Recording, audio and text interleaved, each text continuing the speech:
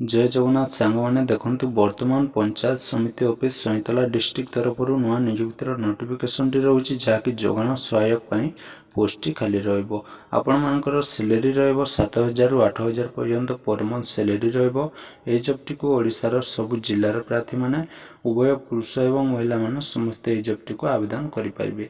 वर्तमान देखंतु ए जॉब टी को आपण माने जदि आवेदन करबा को चाहउछंती फुल नोटिफिकेशन टी पाइबा को चाहउछंती जेमिति कि आपण मानकर डॉक्यूमेंट कोन आवश्यक रहइबो केते कोन एज रहउची सिलेक्शन केमिति हे परिबे फुल नोटिफिकेशन टी पाइबा पय वीडियो टी को जमारो भी स्किप करंतु नाही मूलरो शेष पर्यंत देखंतु स्टेप बाय स्टेप इन्फॉर्मेशन टी पाइ परिबे।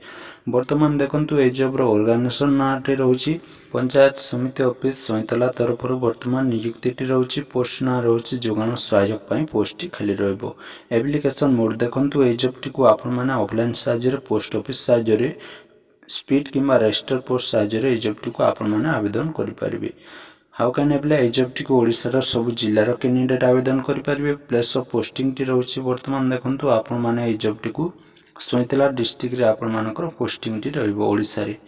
तो वर्तमान जेंडर रहिबो मेल एवं फीमेल समस्त ए जॉब टी को उभय पुरुष एवं महिला माने आवेदन करि परिबे। वर्तमान रहउची देखंतु आपण मानकर शिक्षागत योग्यता एजुकेशनल एंड क्वालिफिकेशन। वर्तमान आपण माने जदि ए जॉब टी को आवेदन करबा को चाहउछंती ताले आपण माने जदि 10वीं पास करछंती ताले मध्ये ए जॉब टी को निहाती भाबरे आवेदन करि परिबे। एक्सपीरियंस आपण मानकर थिबा आवश्यक रहउची। अधिक इनफॉरमेशन पाई आपण माने डिस्क्रिप्शन लिंक अछि जायकि चेक करि परिबे पीडीएफ टी को डाउनलोड करके। वर्तमान देखंतु एज लिमिट कोन रहउची आपण मानकर मिनिमम एज टी रहउची 21 वर्ष एवं मैक्सिमम एज रहउची 35 वर्ष पर्यंत आपण मानकु हेउतिबा आवश्यक। तो वर्तमान सिलेक्शन केमिति हे परिबे आपण माने ए जॉब गुडी को पय आपण माने केवल मार्क अधिक रखिथिबा आवश्यक। मार्क बासिस रहउची जदि आपण माने मार्क ठीक ठाक रखिचंती ताले ए जॉब टी आपण माने निहाती भाबरे पाई परिबे। जॉब पाए आपण माने सिलेक्शन हैला परे आपण मानकर डॉक्यूमेंट वेरिफिकेशन करा जिवो ताले ए जॉब टी आपण पाई परिबे। वर्तमान देखंतु आपण मानकर को डॉक्यूमेंट वर्तमान आवश्यक रहइबो।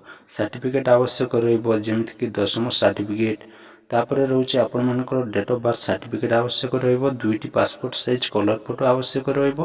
कास्ट सर्टिफिकेट आवश्यक रहइबो। जदि कोनोसी एक्सपीरियंस सर्टिफिकेट रहउची ताले मध्ये आपण माने दे परिबे। वर्तमान देखंतु आपण मानकर पाखरे जदि ए सब डॉक्यूमेंट रहउची ताले ए जॉब गुडी को आपण माने निहाती भाबरे आवेदन करिनंतु। आवेदन आपण माने इंपोर्टेंट डेट देखंतु आपण माने ए जॉब टी को आवेदन करिवार स्टेटस अछि एबे मध्ये आपण माने आवेदन करि परिबे। लास्ट डेट रहउची 20 अगस्त पर्यंत। जदि आपण माने आवेदन करिबा पय इंटरेस्टेड रहउचंती ए जॉब टी को आपण माने 20 अगस्त पर्यंत निहाती आवेदन करिनंतु। तो फुल नोटिफिकेशन टी पाइबा पय आपण माने वर्तमान डिस्क्रिप्शन रे लिंक दे देछि मु आपण माने ए जॉब रो पीडीएफ टी को डाउनलोड करके फुल नोटिफिकेशन टी पाइ परिबे।